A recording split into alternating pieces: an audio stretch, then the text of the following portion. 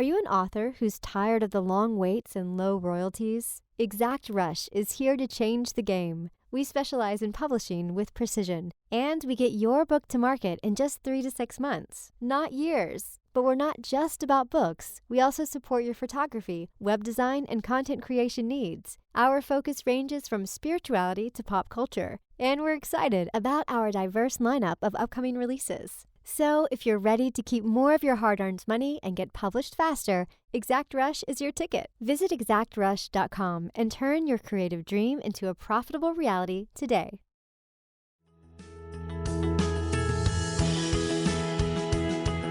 Tap into your most original thinking, organize your ideas, and create the opportunities to launch your creative work.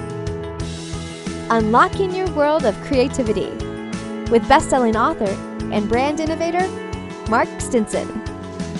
Welcome back, friends, to our podcast, Unlocking Your World of Creativity. You know, one of my favorite parts of this podcast, this job I do here every week, is talking to practitioners everywhere about how they get inspired and how they organize ideas, and most of all, how they gain the confidence and the connections to launch their work out into the world. So I wanted this week to present a special global expert panel. I reached out and asked them to answer a single question: how do you get unstuck?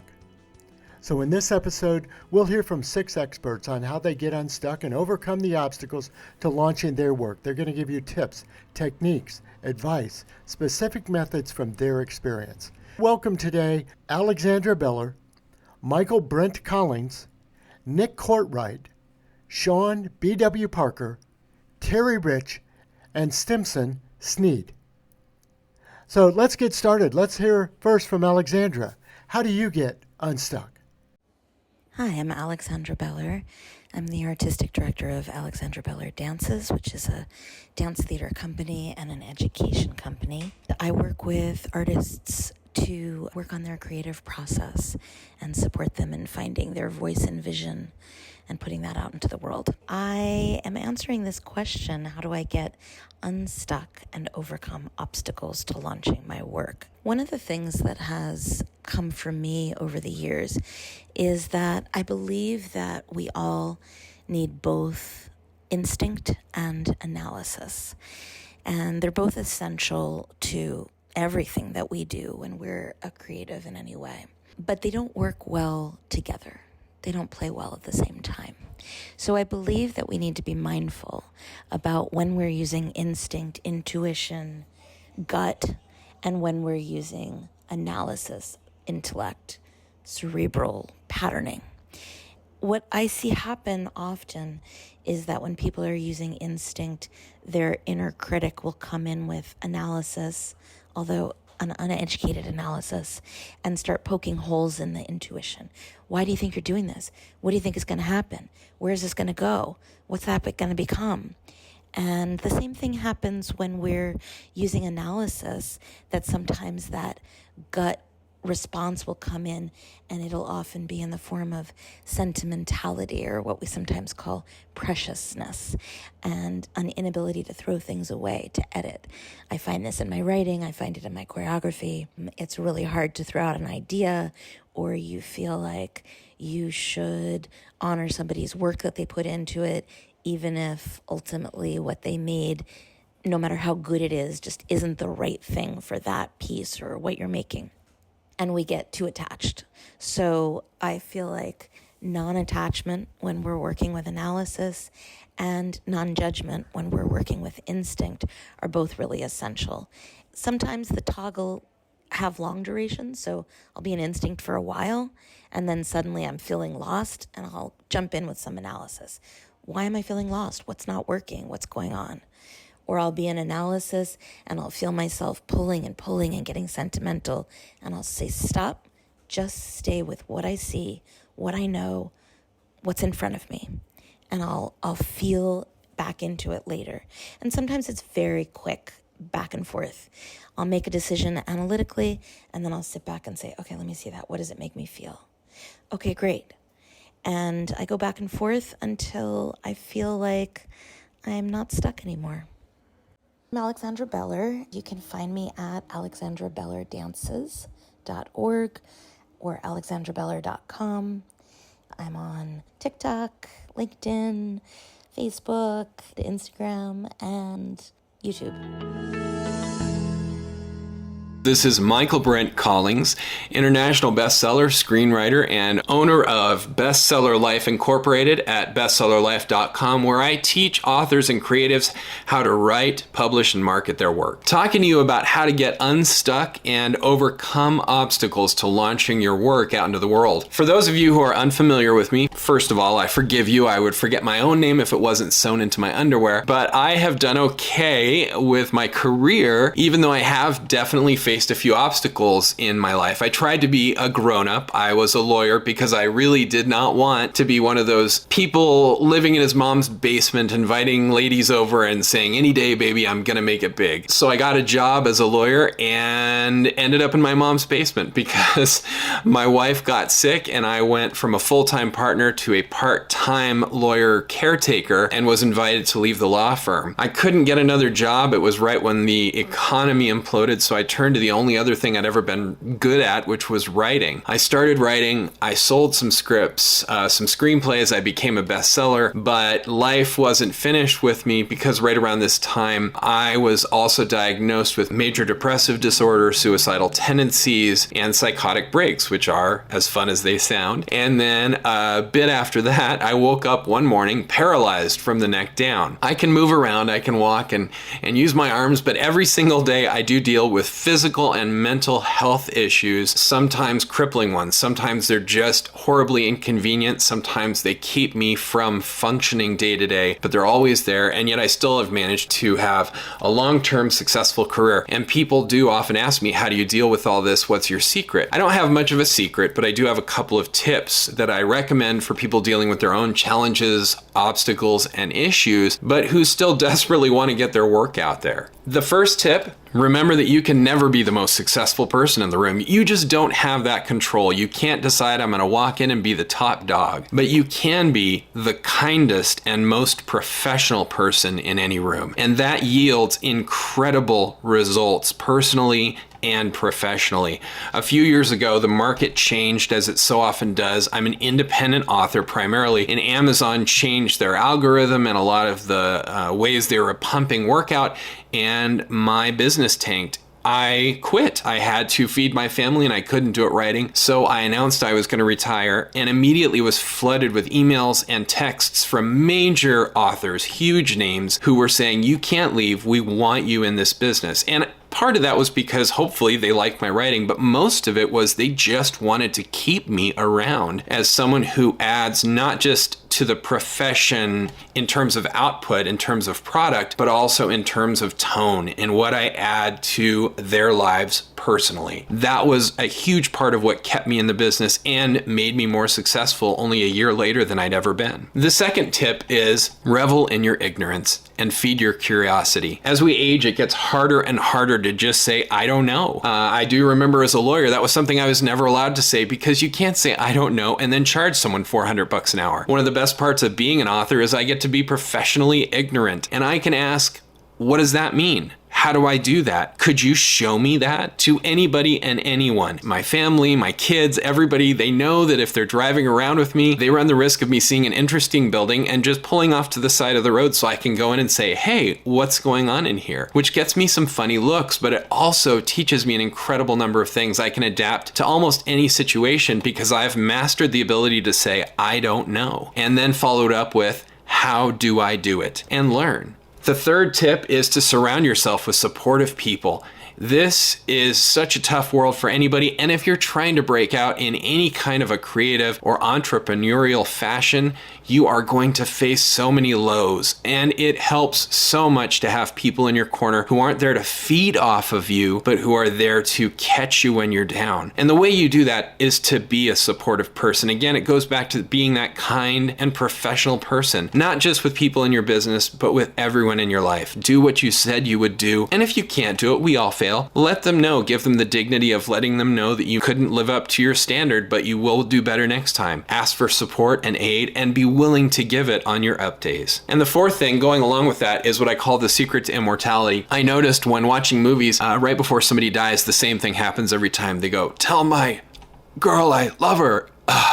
And they exhale. And then they forget to inhale. So I've determined I'm going to have somebody follow me around all the time. And if I ever exhale like that, they need to scream, breathe! And I'll inhale and keep living forever. And I say that tongue in cheek, but the reality is that's how we need to approach life. So much of it is failure. So much of it is difficulty. And we have to remember this is not our final breath. This isn't our final moment. This too will pass. Breathe in. Say, how did I fail? What should I do? Be curious. Allow yourself to be ignorant. And then go in there determined to live that kind, professional life that has gotten you this far. And if you're listening to this, be aware you have gotten farther than many, and you can go farther than most. Again, this is Michael Brent Collings with Bestseller Life at bestsellerlife.com, or you can just find me by Googling the name Michael Brent. Yes, it's all one word, and yes, I'm the only one out there. I hope you have a fantastic, successful, and wonderful day.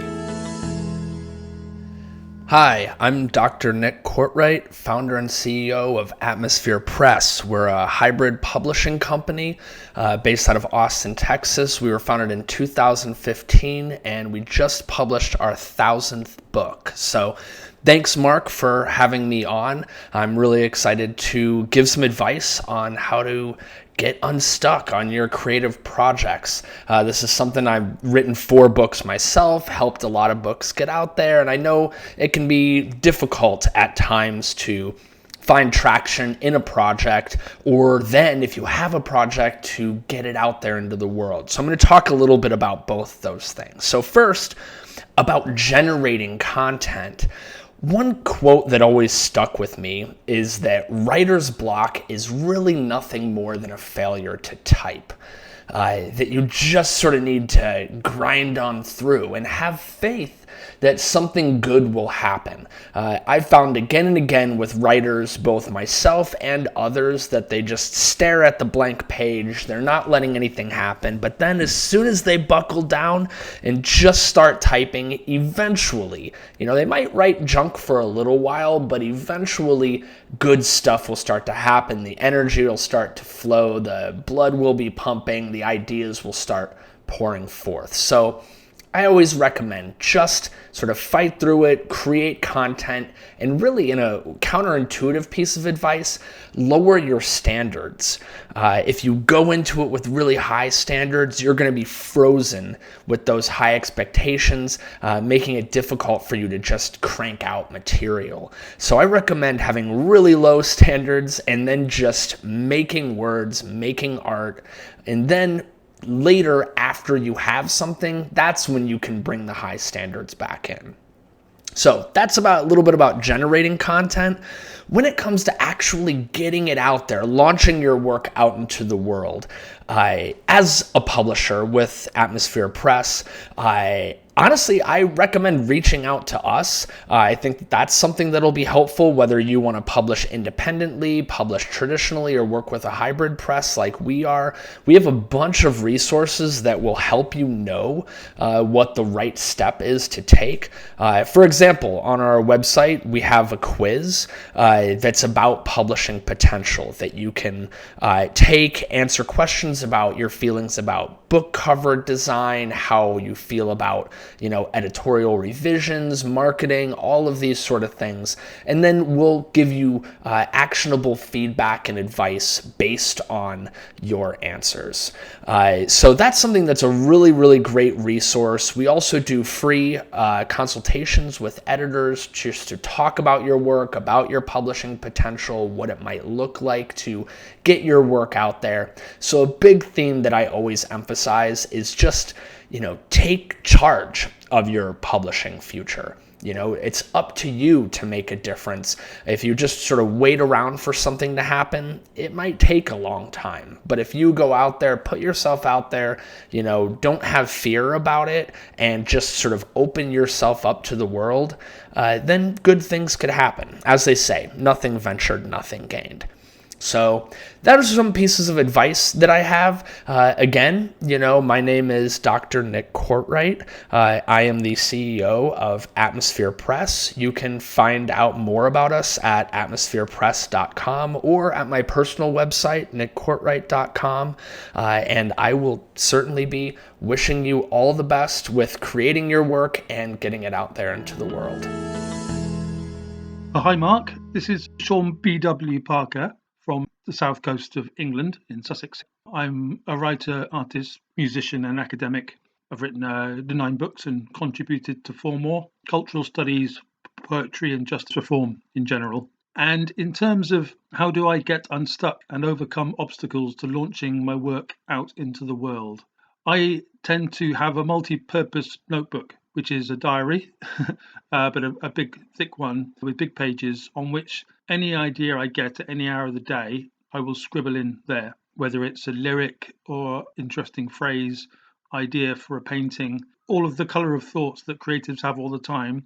Half can fly away and half can stay. And I find it helpful to kind of gather it all up into a place which you can then work on when you're in a better place to a bit later on, to try and systematize your creativity that way. Not too much. You don't want to control creativity too much. You don't want to edit yourself out of being interesting, but at least you can refer back to that thought. It will open up what you were thinking at the time, and then you can start kind of working on whatever that was.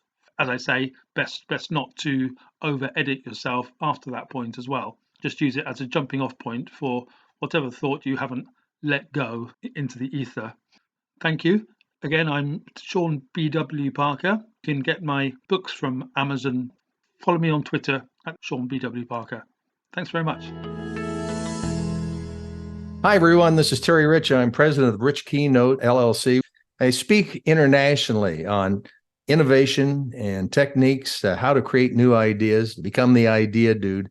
And my past, I started in cable television, then went into my own companies. At age 50, I decided to retire, but then someone called and I ran a zoo for 7 years, helped turn a zoo around. And then finally, I got a call from the governor who said, hey, would you run the lottery? And so I ran the lottery for 10 years. And during that time, helped crack the largest lottery fraud in U.S. history. So for Mark and all of you listening right now, the question, how do I get unstuck and overcome obstacles to launching my work out in the world? Well, I found thinking about ways that have worked in the past for you. I loved listening to Earth, Wind, and Fire fantasy, and I was trying to come up with an idea of how to help promote a local town centennial, and came up with the idea to adopt a celebrity. Never in the 100 years that this little town had 100, hadn't had in 100 years anyone famous. So we sent letters out to everyone and said, hey, we'd like to adopt you for a day. And lo and behold, a little town of 50 had 12,500 people show up on the day of the centennial. But more importantly, we got a chance to go out and tell the story on Johnny Carson's Tonight Show. Well, I thought, wow, all you got to do, it's better to have tried and failed than to succeed at doing nothing. See, you need to take that step forward and go ahead and try and not just quit after that first effort. The other thing that I found is as I took that idea of doing something and working with the Tonight Show, who talked about uplinking to the satellite to do the actual Johnny Carson Tonight Show, is I should take that idea and take it to different cable companies and try to do free previews for HBO and other networks. And lo and behold, when I went in to pitch the largest cable operator, I was early. I was in Denver. So I stopped by and got a cinnamon roll and hash browns and a medium Diet Coke, went in, and within 5 minutes landed a $250,000 job.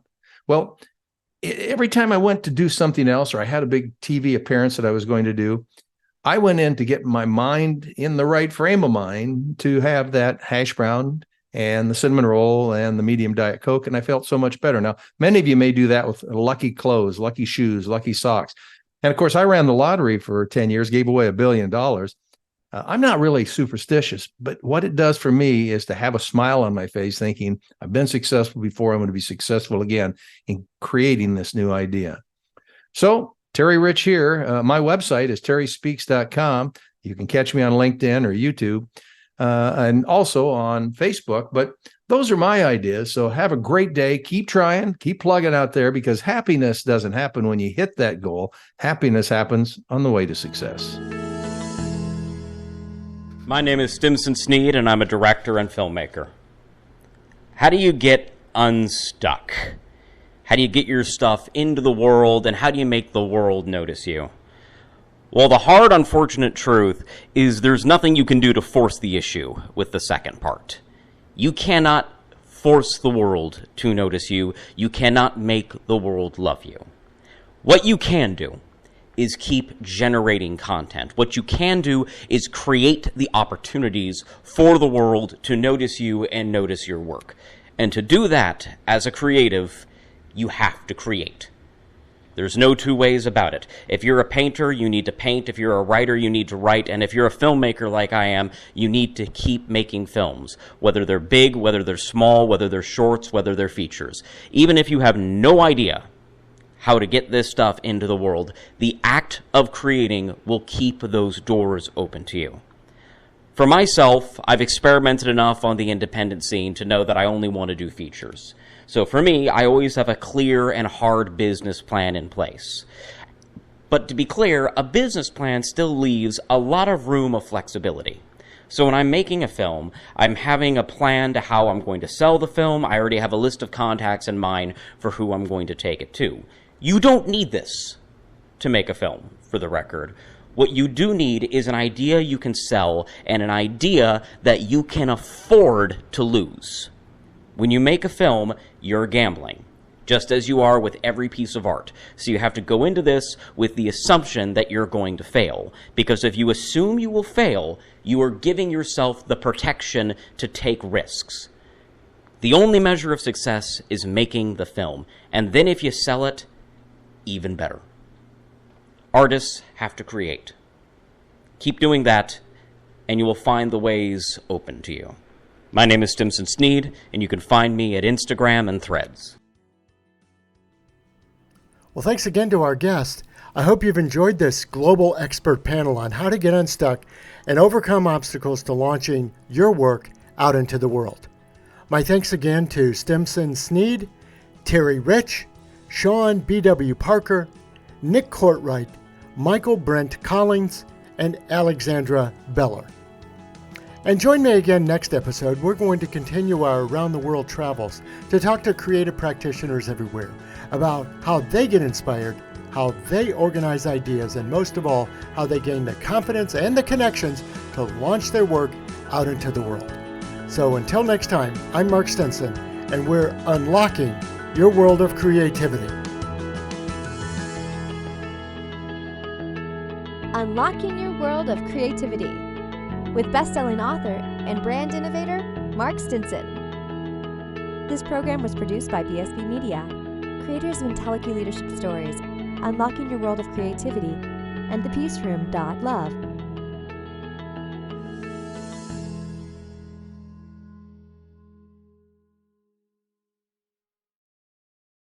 We've created a special offer just for listeners of the podcast. You can get the book, A World of Creativity, for a special price of $5.98 for paperback, and the Kindle version is only 99 cents. Go to mark-stinson.com to take advantage of this special offer.